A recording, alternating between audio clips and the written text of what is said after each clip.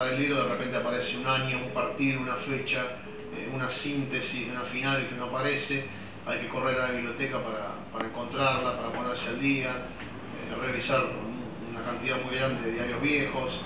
Después, una vez que el libro está más o menos terminado y armado, hay que imprimirlo todo, leerlo todo de atrás para adelante, porque para evitar esos errores de impresión que son muy comunes. Eduardo ya sabe bien de qué se trata. En el mío encontré mínimo 20. Sí, yo en este lo pulí un poquito más, aunque ya encontré unos cuantos también, pero bueno, comparado con... No lo va a comprar nadie.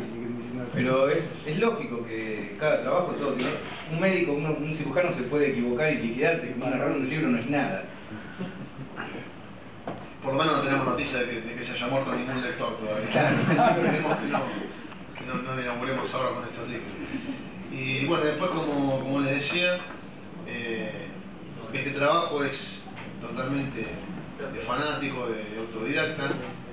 En mi caso es el quinto libro que publico, en el caso de Eduardo es el segundo, pero dentro de poquito tiempo se viene el tercero.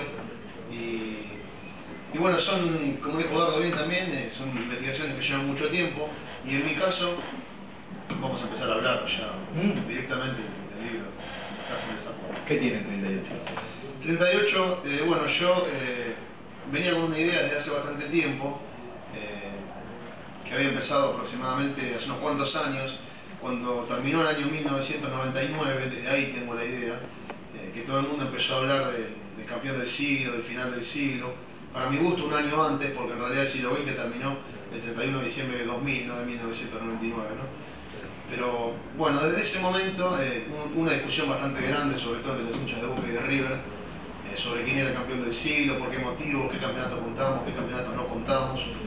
Y aproximadamente a mediados del año 2003 conocí a una agrupación de historiadores e investigadores del CIF, el Centro para la Investigación de la Historia del Fútbol, cuando yo estaba terminando de pensar y de diagramar mi primer libro sobre la historia de Boca. Y gracias al asesoramiento de muchos de ellos, me di cuenta de por qué había algunos campeonatos que eran oficiales, por qué otros no lo eran. Sí, me acuerdo una vez me llamaste, me preguntaste si daba para hacer libro, y yo te dije no da porque no vas a poder recuperar un mango. Bueno, bueno. Siempre, sí, Eduardo es un tipo que se caracteriza por su optimismo, ¿no? Es un tipo de mucha onda, por eso quizás sea mi amigo. Pero sí, es verdad, es más, cuando yo encaré el primer libro, lo encaré dispuesto a perder dinero, ¿no? Es muy difícil, y encima cuando uno no tiene ningún libro publicado, encontrar una editorial que se digne a poner el dinero, es algo casi imposible. En mi caso encontré una solución intermedia que fue a través de un conocido, una editorial que me financió una parte de la edición, el resto me tuve que poner religiosamente. Pero bueno, cuando uno empieza, no es un autor conocido, tiene que apelar a cualquier recurso para poder publicar. Y bueno, finalmente así salió el primer libro, finalmente recuperé el dinero, gané un poquito de dinero. Hacer esto de esta manera no da para ganar plata, ni muchísimo menos para vivir del periodismo deportivo. Pero bueno, uno de a poquito va ganando experiencia, va teniendo cada vez más títulos, y en definitiva, cuando uno junta una buena cantidad de libros, ¿quién le quita lo bailado, no? Es una satisfacción muy grande que uno lo distrae de las tareas cotidianas, que no pasa realmente la subsistencia por la edición de los libros, ¿no? Pero bueno, hay que insistir, hay que seguir publicando, y quién sabe algún día quién le dice, ¿no? En tu caso, ¿cómo es? Sí, similar, nada más que no tuve la suerte de conseguir sponsor y no invertir demasiado dinero en el tema de lo que es impresión. Como dijo Diego, Historias Mundiales es el segundo libro que saco, el primero fue 100 años de fútbol olímpico, que fue realmente una satisfacción porque al no haber libros de dedicados a ese tema, tuvo mucha repercusión. Historias Mundiales quiere contar la historia de los mundiales, resumiendo bastante, porque si uno realmente pudiera hacer el libro que quisiera, yo creo que vamos a estar con 10, 12 tomos de 1500 páginas cada uno y sería imposible de editar. Entonces tiene que empezar uno a resumir, a contar. Y quería hacer algo diferente a lo que son los libros de los mundiales, que está lleno de libros de mundiales por todos lados, y más cuando estamos a 3 días, que me imagino que deben estar la gran mayoría de los que están acá desesperados porque empiece ya.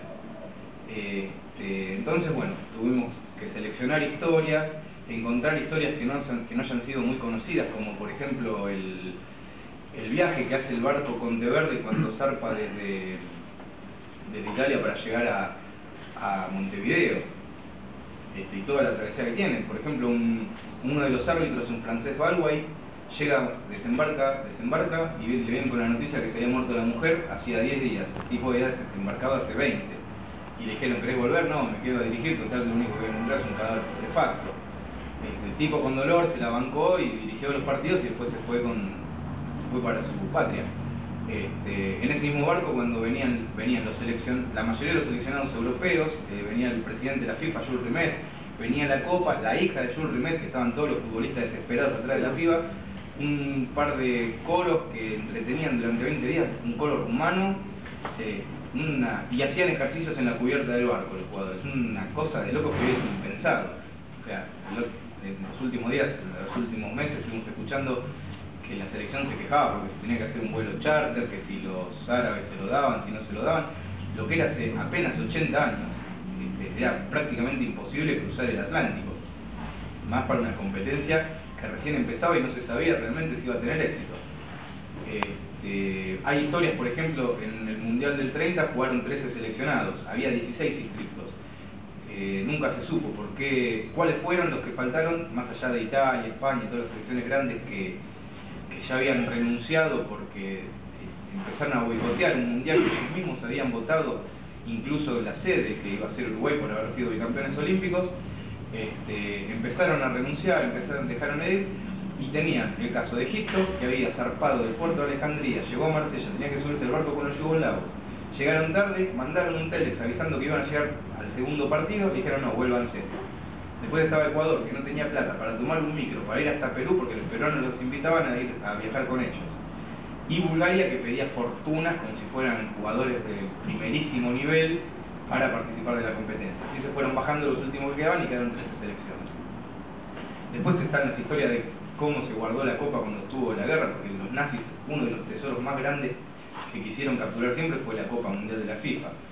Querían organizar el Mundial del 38, estaban como candidatos Argentina, Francia, Alemania, y querían sí o sí organizar la Copa. Y bueno, cuando hay muchas historias también que no están incluidas en el libro, cómo se cuelan agentes en diferentes hinchadas para entrar por Bélgica y filmar todas las defensas de Francia, cómo podían pegar. O sea, los mundiales encerraron muchísimas historias que están más allá de lo que es el fútbol. Bueno, historias mundiales tiene algunas de ellas.